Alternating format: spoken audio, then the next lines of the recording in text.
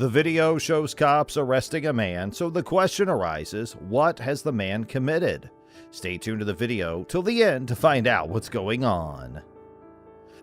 How you doing, sir? Good. All right. What's up? Deputy Troy with the Sheriff's Office. The reason Okay. I'm stopping you is your plate's obstructed. Yeah. Whatever that thing's got, you got to take it off, okay? Okay. Because it got to be visible within a certain distance. All right. Now, when you went to driving school and a cop pulls you over, what they tell you? Oh, you pull over when it's safe to do. No, you pull over immediately.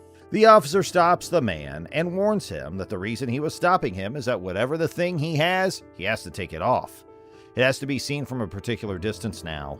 When you go to a driving school and a cop pulls you over, you're told to pull over when it's safe to do so. I'm not sure what you're doing inside this car, if you know what I mean. Safety comes first, therefore pull over immediately if for any reason I believe it is unsafe. You know what I mean? But Yeah. when you keep rolling, it makes it go to from like just a routine deal to Yeah, I like. just didn't want to stop right there in the road where there's nowhere to pull over. Yeah, well, I initially turned on right when you were in front of that little I could've store. wanted to get sure. Yeah. Yeah, so you know what I mean? But you were like way back there. I thought I didn't know if you're running your sirens for me or for. Well, and then even then, when you see sirens going, what are you supposed to do? Still keep going or pull over so the cops can go past Yeah, you? sure. You know what I mean? Yeah. The officer further explains to the man his driving lesson and what got him suspicious. Former NDOC, and I used to work security at Harris. Oh, okay. I'm a contractor. After the officer finished his incorrect driving lesson, he started asking questions to the man that could incriminate him. So, let's see further what he did. My partner called me. I'm a contractor with Southwest Gas. Mm-hmm. So I got to go over there and get him logged into his computer. Okay. So I was kind of in a rush. Hey, you live where? Here in Carson City. Where at? Imperial. 33330. I haven't stopped you before, right? Yeah. Oh, okay. I'm trying to, because you said, but I can't. In my mind, The man then gives him the answer to all of his questions. The officer asks him where he lives and has he stopped him before. The officer further asks him if he has any guns in the car. The cop then checks out the car to see if he's telling the truth. 28.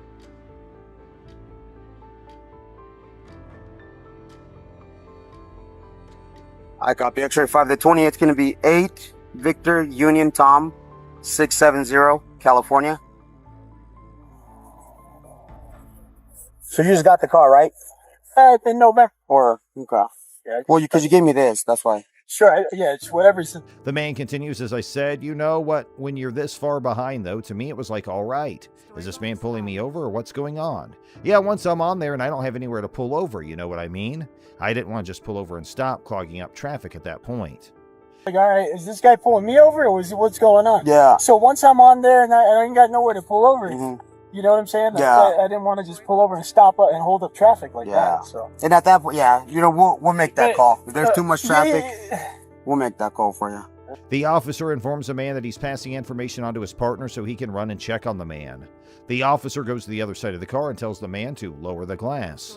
The cop realized that this man couldn't shut up and was willing to answer additional questions. He became determined to discover something damning to utilize in order to arrest the man. Fortunately for this cop, he finally obtained what he desired. So, what did this man reveal? Let's find out. What do you got right there up front? That's a siren. I contract. I do contract here. You contract? So some of the work I do required to have a siren. A siren? This used to be a practice. Yeah. So some of the I'd contracted. The officer then asks him, what do you have right there in front of you? The man responds, I got some contract strip to have sirens. The officer asks him further to turn it on. The cop returns and says, I'm going to take you out like this just to check. And, okay, we'll push that one for you. Put that down for now. So you're not in law enforcement, are you? You're a cop now, but you work security, right? So I'm going to put these on for now, okay? Because when relax. Yeah, I contract work, so I have to have lights on the vehicle for some work. They shouldn't be that color. Yeah, they shouldn't be red and white, brothers. No, it depends on who you're contracting with. If you contract with law enforcement, Which agencies do you contract with? the varies. It's DOJ. Name, son. DOJ? So you have a contract? I've worked. Okay, so you have a government ID? I have a contract. Yeah. Where's that?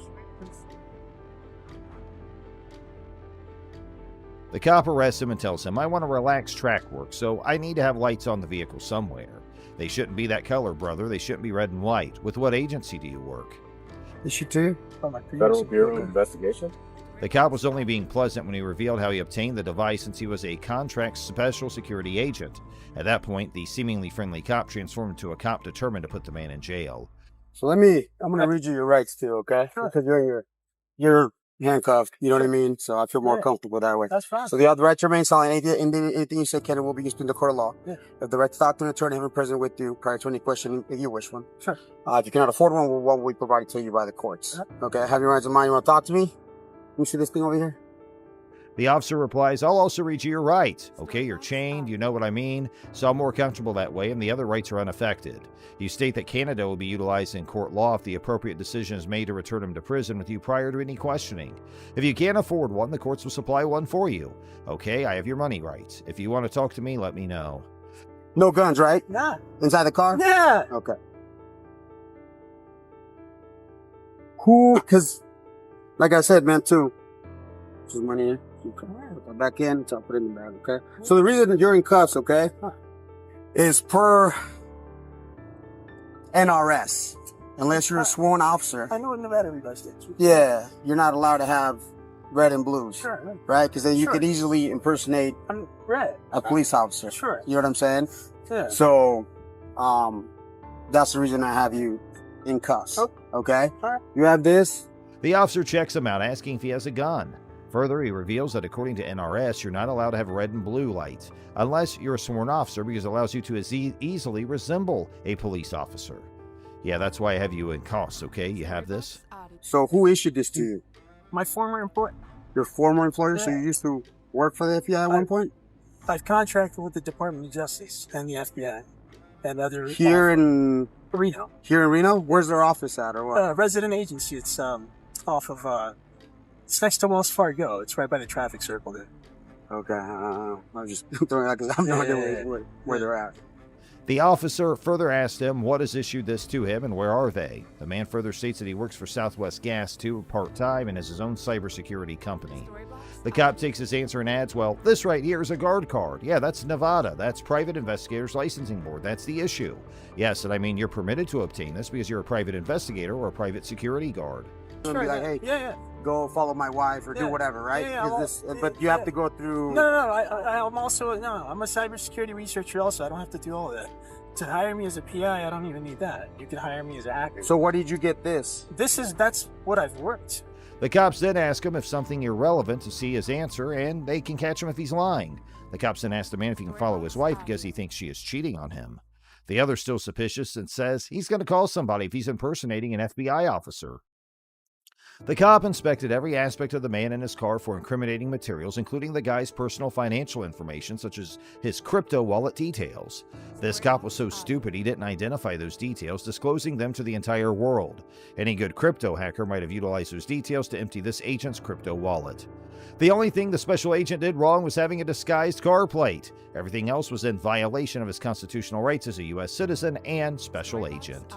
On July 20th, 2022, an auditor from the Clear Lake Community Watch, who will be referred to as Mr. Clear Lake, was driving past Deputy C. Vega of the Harris County Sheriff's Office as the deputy was conducting a traffic stop in Seabrook, Texas.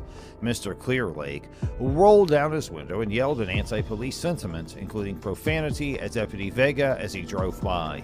In response to this incident, Deputy Vega abandoned the ongoing traffic stop, got back onto his vehicle, made a U-turn, and began to follow Mr. Clear Lake. Mr. Clear Lake, acting responsibly, properly signaled and made a right turn, prompting Deputy Vega to activate his lights in an attempt to pull him over. In compliance with the signal, Mr. Clear Lake immediately pulled into a nearby gas station and brought his vehicle to a stop. Why do you pull me over? I'll tell you that if you roll it down. Why can't you tell me now?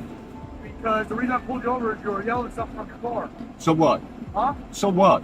That's why you pull me over, because I'm I yelling? don't know if you need help or anything. Oh, I don't need help. So, Thank you. Okay, let me see your driver's license real quick. I don't need help. Deputy Vega asserted that he stopped Mr. Clear Lake's vehicle due to Mr. Clear Lake's yelling from the window. Nevertheless, Deputy Vega clarified that his primary concern was for Mr. Clear Lake's well-being, rather than taking offense at the content of his speech.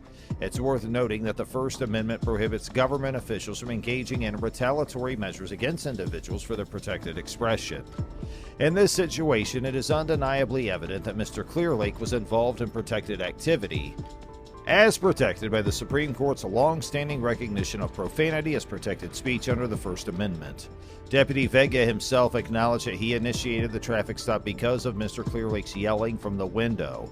However, it remains uncertain whether a court would conclude that undergoing a traffic stop resulting in a warning without any citation or arrest would be considered an injury that could deter an individual of ordinary resilience from continuing to engage in the same expressive activity. In the 2012 case of Simmons versus City of Mahmoud, it was stated that not all instances of police detention would deter an individual of ordinary resilience from exercising their protected rights. You just crack the window if that's what you want to do. It's already cracked. I can't see that. Well, This thing. it doesn't matter. Here.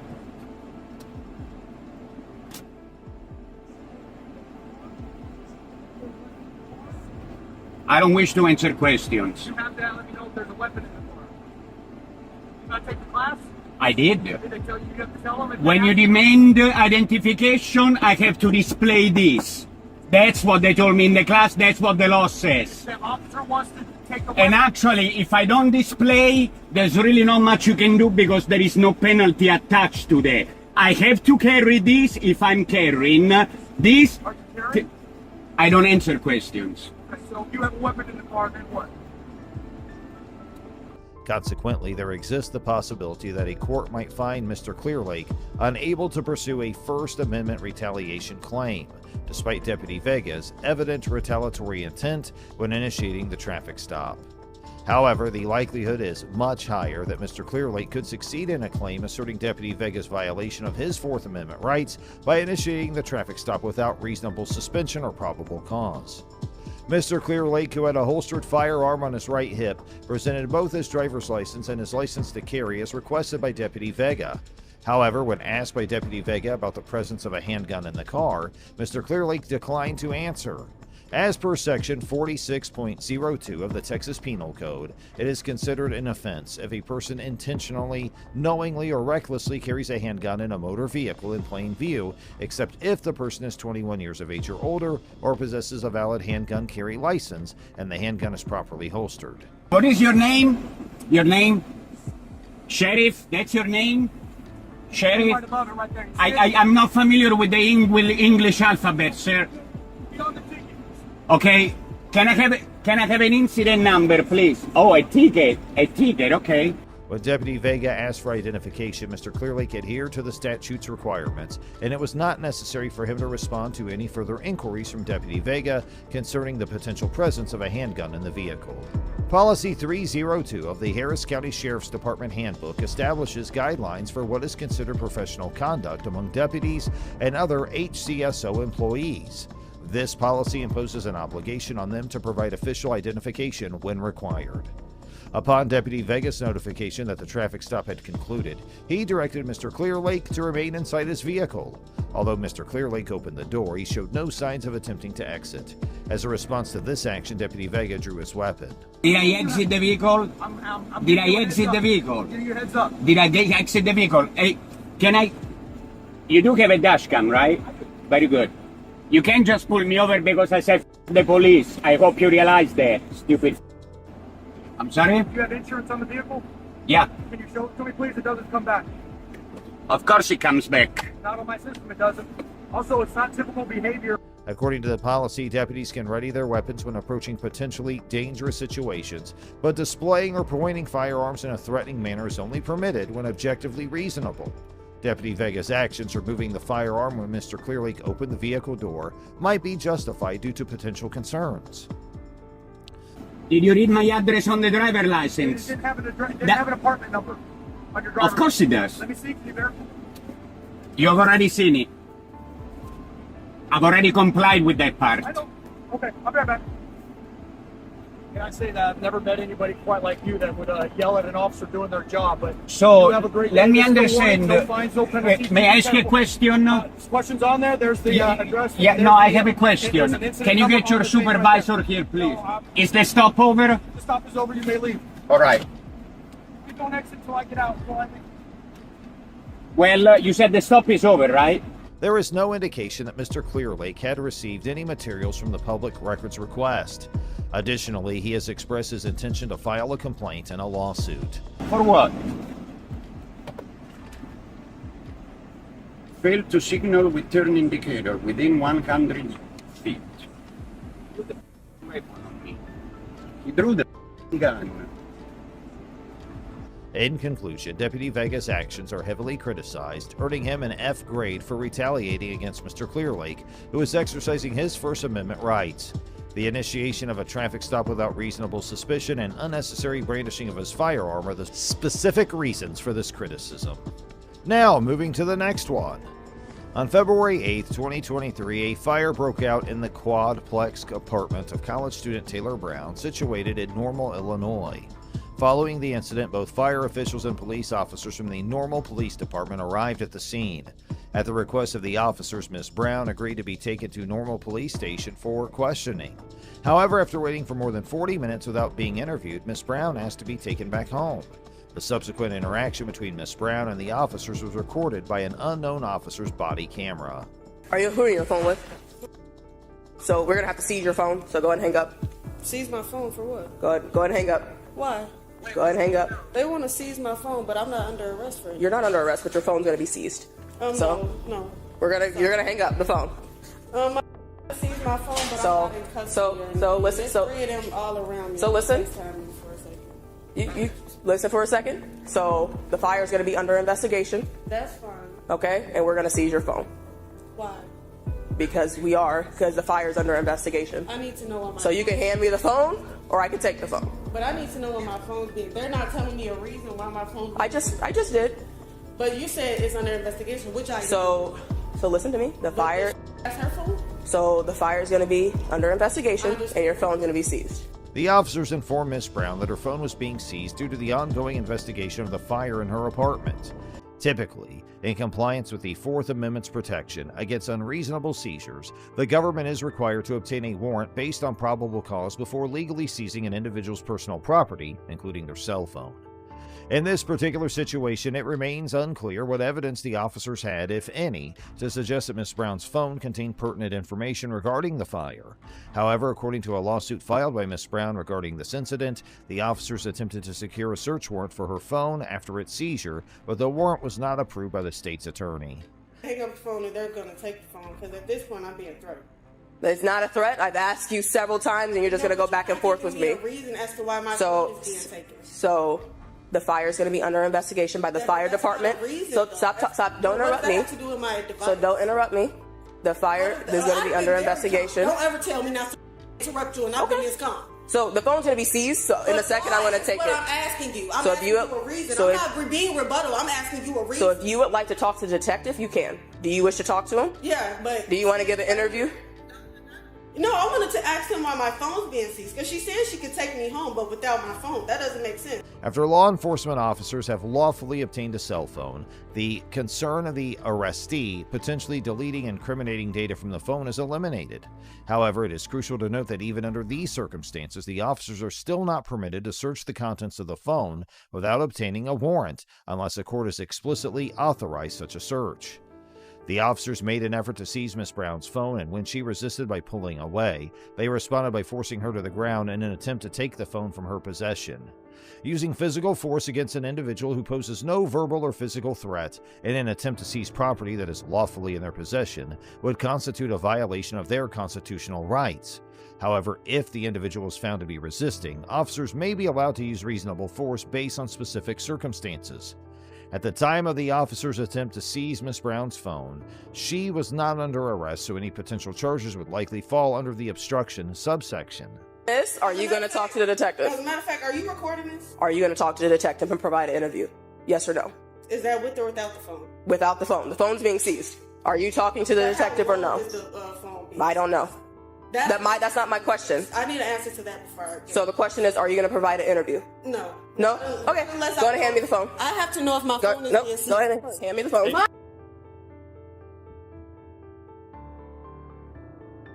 Do not kick. Okay, push your legs out. Stop. Relax. Relax. Mom, I'm not letting go. I promise. Relax. Mom, I'm not letting Relax. go. We just want your phone. That's it. We just want your phone. They're trying to give me no protection. Assuming that the officers lacked the reasonable suspicion required to seize Miss Brown's cell phone without a warrant, it's also probable that a court would conclude she could not be convicted of resisting an unauthorized act by a police officer.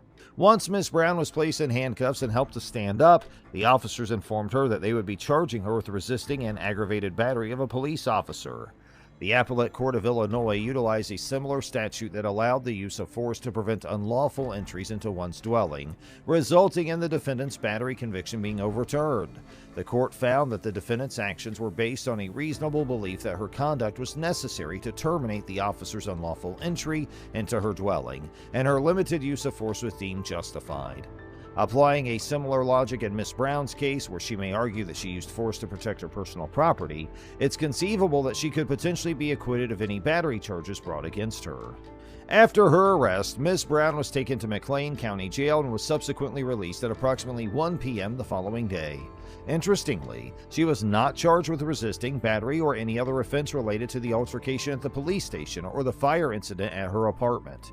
The officers returned Miss Brown's phone to her around 3:30 p.m., several hours after her release on February 23, 2023. In response to the incident, Miss Brown filed a federal lawsuit against the unidentified normal officers involved, alleging false arrest, excessive force, failure to intervene, and battery. As of now, the lawsuit's still awaiting resolution. In summary, the normal Illinois officers received a failing grade, as it is highly probable that they seized Miss Brown's phone without the necessary probable cause and also used unnecessary force when she refused to allow them to take her phone without a warrant. Additionally, the arrest of Miss Brown resulted in charges that were eventually found to be baseless. Now let's move to the next and last case of today's video. On February 9, 2023, Ohio Governor Mike DeWine conducted a press conference at an elementary school in East Palestine, Ohio, to provide updates regarding the derailment of a train carrying toxic chemicals. During this time, News Nation correspondent Evan Lambert was in the back of the gymnasium, filming a pre-scheduled live update while Governor DeWine was speaking at the front. Two members of the Ohio State Highway Patrol and the Ohio National Guard's Major General John Harris Jr. approached Mr. Lambert and requested him to halt the broadcast, citing his alleged loudness. The ensuing interaction was captured by the body camera of one of the Highway Patrol troopers, although there is no available audio recording. Despite the absence of sound recording during the initial part of the interaction, the footage reveals an argument between Mr. Lambert and Major General Harris. Subsequently, Major General Harris is seen pushing Mr. Lambert. Following the incident, Mr. Lambert alleges that Major General Harris assaulted him, while Major General Harris claims he felt threatened. However, it is essential to acknowledge that this explanation seems to contradict the body camera footage, which shows Major General Harris as the instigator of the altercation and does not display any physically aggressive behavior from Mr. Lambert. Sheriff Brian McLaughlin of the Columbiana County Sheriff's Office instructs Mr. Lambert to depart from the area. In response, Mr. Lambert clarifies that he is attempting to listen to the press briefing and carry out his job, emphasizing that his actions are protected by the First Amendment. Go. Just walk outside. Come on, out the door. Come on. Out the doors. Out the doors. By other media right here. I'm going to listen. I don't care. You're going to walk out the door. I'm going to listen. You're going to walk Do out not the door. touch me. Come on out, sir. You're going to walk out the door. Because you're going to jail. Do not touch me. Sir, can we talk outside, please? I'm trying to Talk listen. outside, please. And he escalated with me. I am doing my job. This is covered by the First Amendment. The First Amendment of the United States Constitution explicitly prohibits Congress from creating any laws that would restrict the freedom of the press. Courts have interpreted this clause to safeguard not only the press's right to publish news, but also their right to gather and acquire newsworthy information. In this particular case, the court made a definitive differentiation between the circumstances of that case and the current situation. Excuse me. Sir. Fred, this is bad. Stop. I am on the ground. What are you trying to do? Stop resisting. Stop. Oh my God. Stop. You should get this. Resist. This is so bad. Put your hand on your back.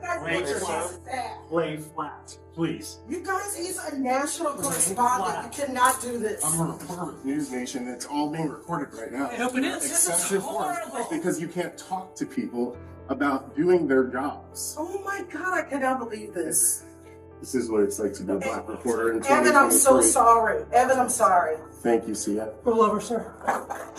The court emphasized that the mayor did not withhold access to information that was commonly available to other media representatives or prevent the reporter from participating in press conferences. In this scenario, Mr. Lambert's reporting did not seem to cause any disruption, as Governor DeWine mentioned that he was unaware of the incident, only hearing about the disagreement that occurred after the troopers and Major General Harris approached Mr. Lambert. You got me record all that.